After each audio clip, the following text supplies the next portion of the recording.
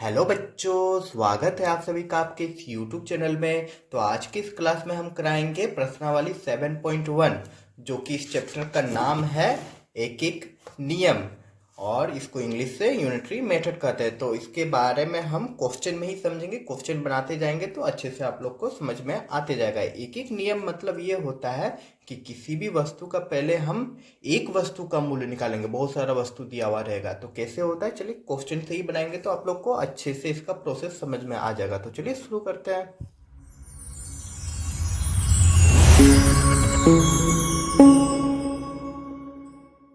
तो पहले हम एक नॉर्मल सा एग्जांपल ले लेते हैं ताकि आप लोग को समझ में आ जाए अच्छे से एक एक नियम आखिर होता क्या है। तो सपोज मान लीजिए, ठीक ना, माना या लिखो या ना लिखो कि 10 पेन, ठीक ना, 10 पेन का अगर हम मूल्य लिखते हैं, 10 पेन का मूल्य अगर यदि हम कहें कि 10 पेन का मूल्य है आपका 100 रुपया।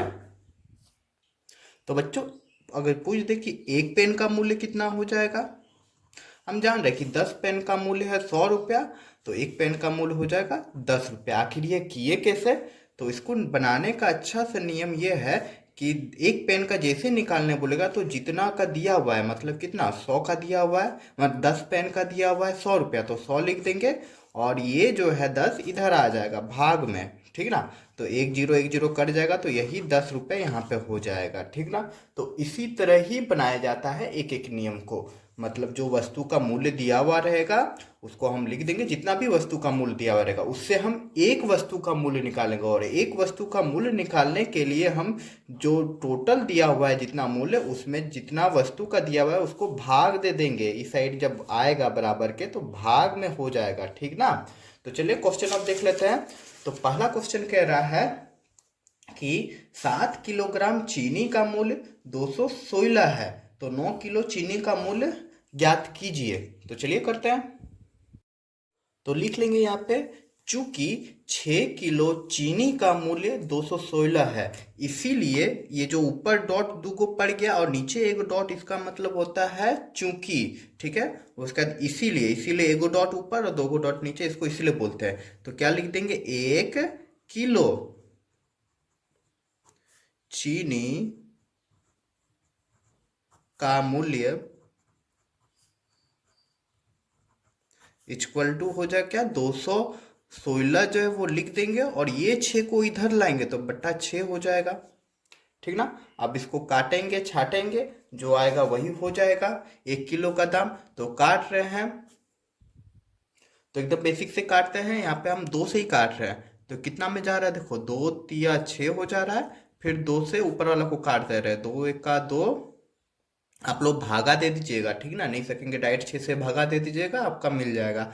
तो देखिए क्या हो जा रहा है, 2 1 का 2, 1 0 2 8 16, यही हो रहा है। अब क्या 3 कटेगा, तो कट जाएगा, फिर 3 से काट रहे हैं, 3 1 का 3, और देखो 3 तिया 9, और 3 4 12 15, 3 6 18, 36 हो जाएगा, ठीक ना।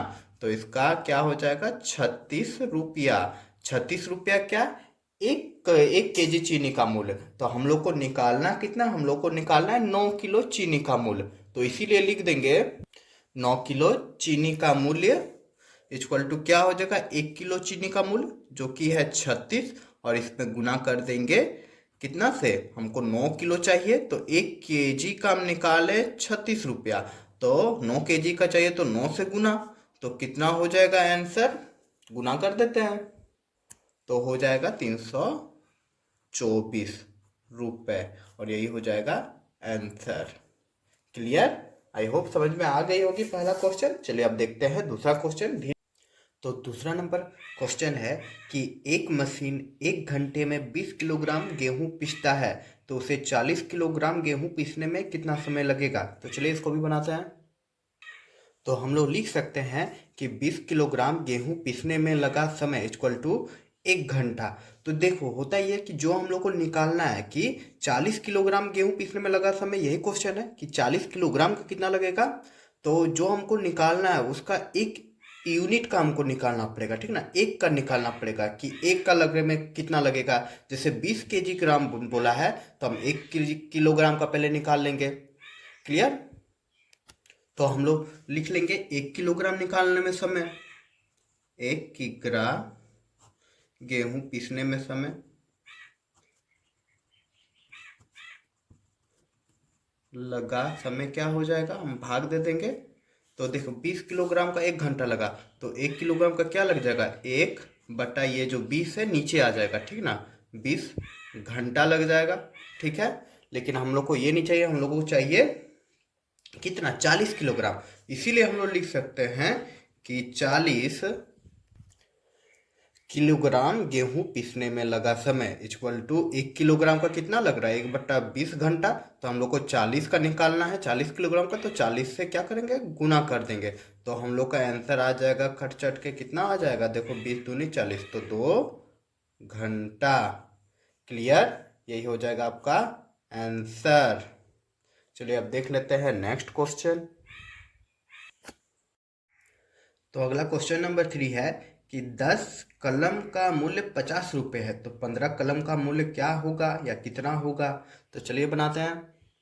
तो लिख लेंगे हम लोग, चूंकि 10 कलम का मूल्य इक्वल टू 50 रुपया है, तो हम लोग को 1 कलम का निकालना है। इसीलिए 1 कलम का मूल्य क्या हो जाएगा, 1 कलम का मूल्य इक्वल टू हो जाएगा 50, 10 कलम का मूल्य, और 10 को नीचे ले आनेंगे। यही करना है, यूनिटरी मेथड में यही होता है, एक काम को वैल्यू निकालना है हमेशा।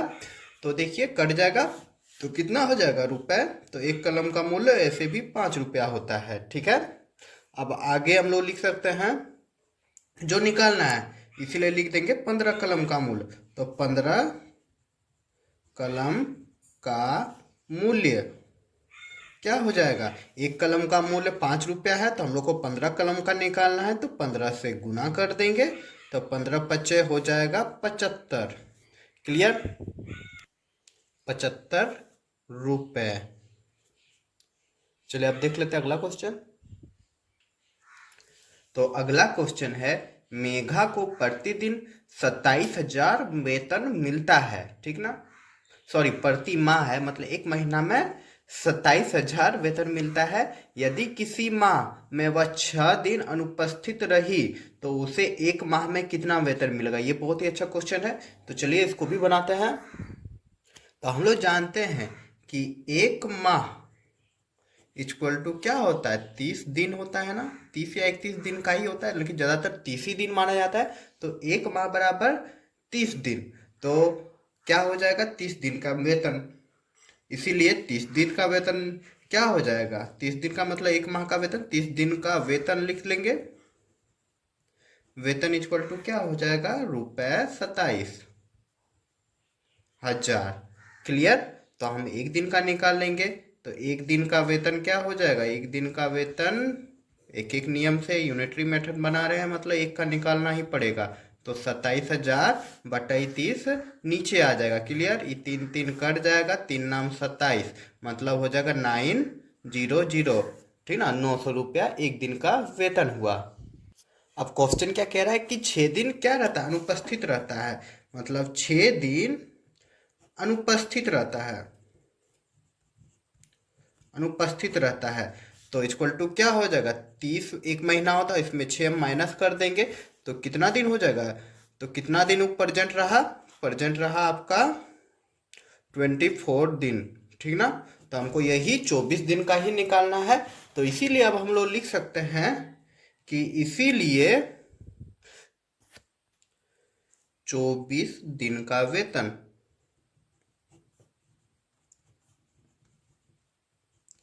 तो क्या हो जाएगा, जो आपका एक दिन का वेतन है, एक दिन का वेतन कितना है, 900 रुपया। तो 900 रुपये में हम गुना कर देंगे 24 से, और जो रुपया भी आएगा वही आपका आंसर हो जाएगा। क्लियर, तो चलिए इसको गुना कर लेते हैं। तो हो जाएगा आपका, ठीक है, काई ताई सैकड़ा हजार 10,000, मतलब 21,600 रुपये, और यही हो जाएगा आंसर। आई होप आप लोग को अच्छे से समझ में आ गया होगा। अगर अच्छे से समझ में आ रहा तो लाइक करते जाए वीडियो को। चलिए अब देख लेते हैं अगला क्वेश्चन। तो क्वेश्चन नंबर 5 कह रहा है कि 40 रुपये में 1 किलोग्राम आम मिलता है, तो 120 रुपये में कितना किलोग्राम आम मिलेगा। तो यहाँ रुपए का बात किया है, ठीक ना, तो वही चीज हम लिख देंगे। तो चलिए बनाते हैं। तो लिख देंगे हम, चूंकि 40 रुपए में 1 किलोग्राम आम मिलते हैं, ठीक ना, इसीलिए रुपए एक में, मतलब 1 रुपए में आम मिलेगा। आम मिलेगा, कितना मिलता मिलेगा, कितना मिलेगा, 1 किलोग्राम मिलता है ना, तो 1/40 को नीचे लिख देंगे। इतना क्या कि ग्राम मिलेगा, मतलब किलोग्राम, इतना किलोग्राम आम मिलेगा। लेकिन हम लोगों को कितना रुपया का चाहिए, 120 रुपए में। तो हम लिख देंगे 120 रुपए में आम मिलेगा। तो कितना मिलेगा, 1/40 का 40 ही रहने देंगे और उसमें गुना कर देंगे, क्योंकि 1 रुपए में 1/40 किलोग्राम आम मिलता है, ठीक है। तो 120 रुपए में कितना मिलेगा, तो 1 किलोग्राम का जो आम है उसमें 120 से गुना कर देंगे और जो आएगा वही आपका आंसर हो जाएगा। तो काट लेते हैं, देखो 0 0 कट गया, 4 का 4, 4 ने 8, 4 के 12, मतलब 3 किग्रा आम मिलेगा। यही हो जाएगा आंसर। चलिए अब देखते हैं अगला क्वेश्चन। तो अगला क्वेश्चन है क्वेश्चन नंबर 6 कि एक बस 65 किलोमीटर की दूरी 30 मिनट में तय करती है, तो 169 किलोमीटर जाने में उसे कितना समय लगेगा। तो सेम मेथड यूज करेंगे। तो चलिए बना लेते हैं इसको भी। तो हम लिखेंगे कि 65 किलोमीटर दूरी तय करने में लगा समय इक्वल टू 30 मिनट। 30 मिनट लग रहा है 65 किलोमीटर दूरी तय करने में। हमको कितना का निकालना है, 169 किलोमीटर जाने में कितना लगेगा। तो किलोमीटर है तो किलोमीटर को यूनिट में पहले कर लेते हैं, मतलब करना पड़ेगा 1 किलोमीटर दूरी तय करने में कितना समय लगेगा। इसीलिए 1 किलोमीटर दूरी तय करने में लगा समय, ठीक ना, यहाँ ऐसे डॉट डॉट दे देते हैं, ठीक ना, उतना नहीं लिखना जाएंगे। इसी के नीचे ये है, इसका मतलब यही है। तो किलोमीटर दूरी तय करने में लगा समय इक्वल टू क्या हो जाएगा, तो 1 किलोमीटर, ठीक ना, 1 किमी दूरी तय करने में लगा समय, तो 30 बाई क्या हो जाएगा, 65 मिनट, ठीक ना। तो हमको क्या चाहिए, हमको चाहिए 169 किलोमीटर दूरी तय करने में समय लगेगा। तो लिख देंगे इसीलिए 169 किलोमीटर दूरी तय करने में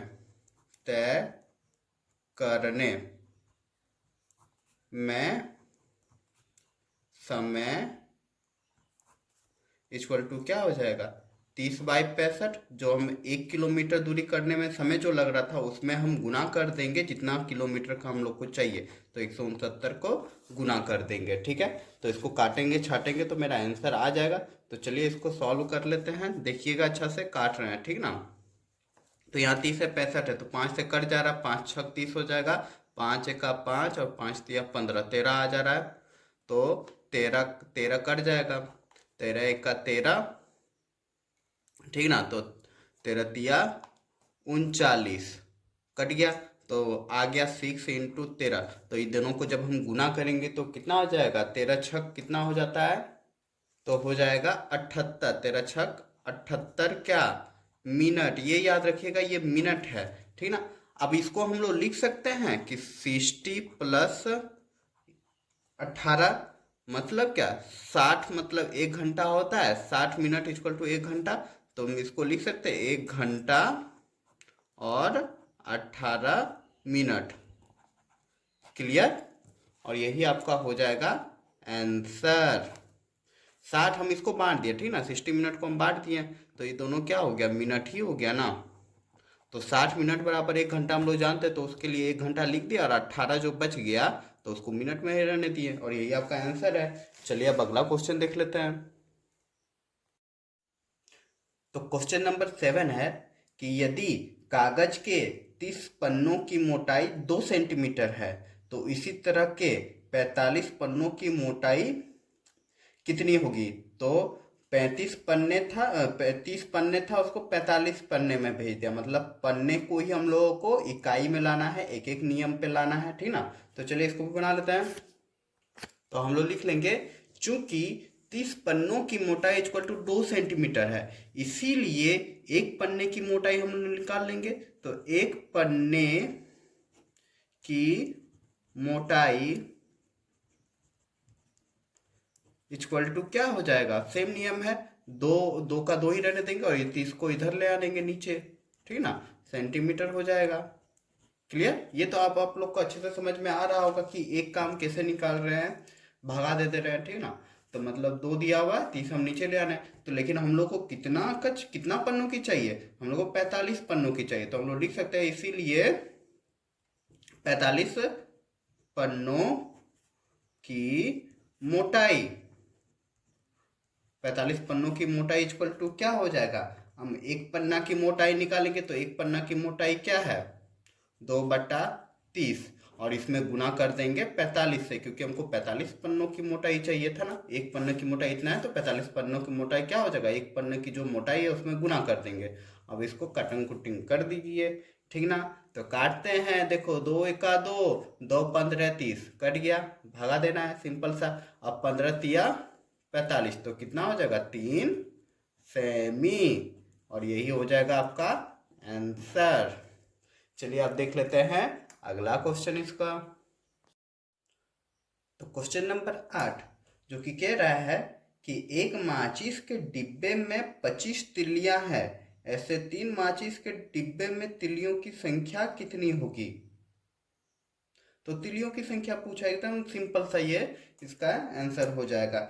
एक माचिस के डिब्बे में 35 तिल्लियां हैं, तो हम लिख देंगे, चूंकि एक माचिस के डिब्बे में तिल्लियां, कितना तिल्लियां है, 25 तिल्लियां हैं, तो हम लोग को कितने माचिस के डिब्बे में चाहिए, तो 3 माचिस के डिब्बे में, इसीलिए लिख देंगे। हमको एक का स्मृत पहले से ही दिया हुआ है तो इसको कुछ छेड़छाड़ी नहीं करना, इसलिए एक माचिस के डिब्बे में लिख देंगे, एक माचिस के डिब्बे में तिल्लियां क्या हो जाएगा, एक डिब्बा में 25 है तो दो डब्बा में 50 हो जाएगा, तो 3 डब्बा में 25 हो जाएगा। क्या कर रहे हैं हम लोग यहाँ पे गुना कर रहे हैं, जितना संख्या रहेगा 3 से गुना हो जाएगा, क्योंकि 3 माचिस है इस बार, तो 25 तिया क्या हो जाएगा, 75, क्या हो जाएगा, 75 तिल्लियां, ये हो जाएगा आंसर। ये तो बहुत इजी था, सिंपल सा था। तो यहाँ पे क्वेश्चन नंबर 8 कंप्लीट होता है। तो वीडियो थोड़ी लंबी बन रही है, तो बाकी का जो क्वेश्चन है उसे अगले पार्ट में हम बता देंगे, और आगे का जो क्वेश्चन है वह क्षमता बेस्ड क्वेश्चन है, उसे मैं अगले पार्ट में ही क्लियर करूंगा। तो उम्मीद करूंगा आप लोग को वीडियो पसंद आए होंगे। अगर वीडियो पसंद आए तो ज़्यादा से ज़्यादा लाइक करें, शेयर करें, और आप हमें सपोर्ट कर सकते हैं इस चैनल को सब्सक्राइब करके। तो चलिए मिलते हैं अब अगले वीडियो में।